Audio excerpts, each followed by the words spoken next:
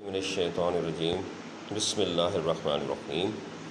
पाँचवा सवाल है आपके पास, how can you say that gravitational force is a field force. तो उसका आंसर ये है कि ग्रेविटेशनल फील्ड यानी किस तरह से आप ग्रेविटेशनल फोर्स को फील्ड फोर्स कह सकते हैं।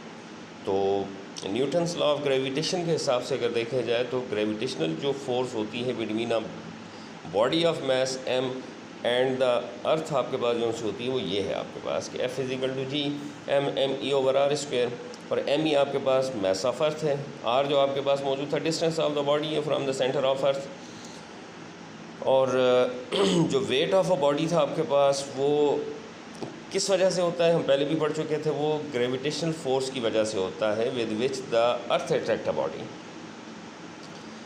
तो ग्रेविटेशनल फोर्स असल में आपके पास एक नॉन कांटेक्ट फोर्स होती है, ठीक है ना।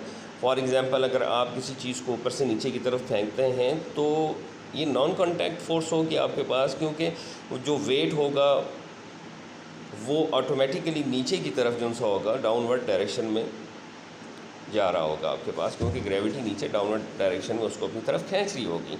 तो अब वेलोसिटी ऑफ जो बॉडी होती है throne up goes on decreasing while on return in its velocity goes on increasing.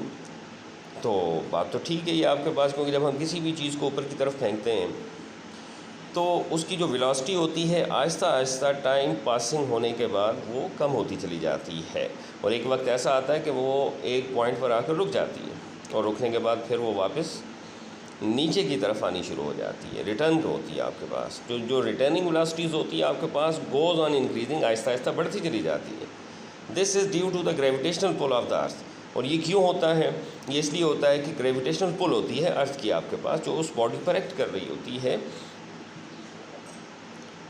Which earth attract the bodies towards its center. जो अर्थ जो सी होती है अपने सेंटर की तरफ उनको खींच रही होती है।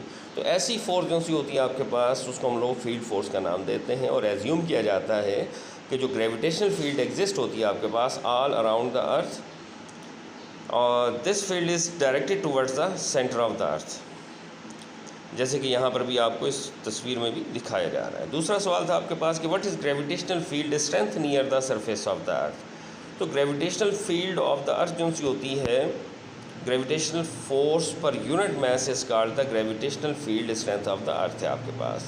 और किसी भी प्लेस पर अगर आप इसकी वैल्यू मालूम करना चाहते हैं तो its value is equal to the value of g at that point. तो इसकी वैल्यू जी के बराबर होगी जो हम वहाँ पर उसमें लेते हैं।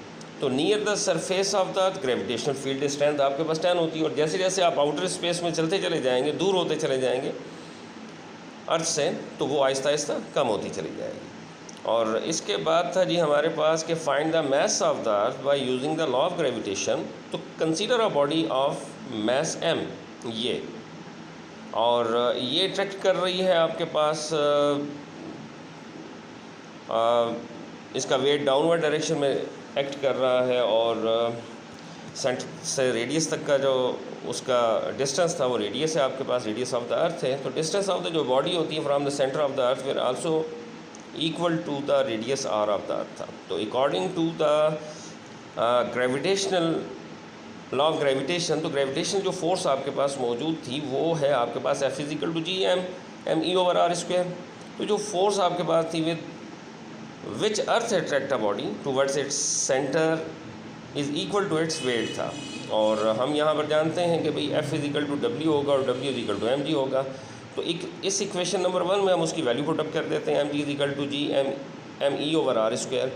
ये m इस m से कैंसिल होकर आपके पास g is equal to G M E over R square आ जाता है, और जब हम इसको अरेंज करते हैं तो ये G R square is equal to G M E आपके पास बनता है। और इस तरह से मास ऑफ अर्थ आप निकाल सकते हैं अगर आपके पास ग्रेविटी की वैल्यू मौजूद हो, आर स्क्वायर मौजूद हो और जी मौजूद हो। तो इस तरह से हम इसकी वैल्यू इसमें पुटअप करते हैं। इसकी वैल्यू पुटअप करने के बाद जब हम इसको कैलकुलेट करते हैं तो हमारे पास जो मास ऑफ अर्थ होता है 6 × 10⁻24 आ जाता है।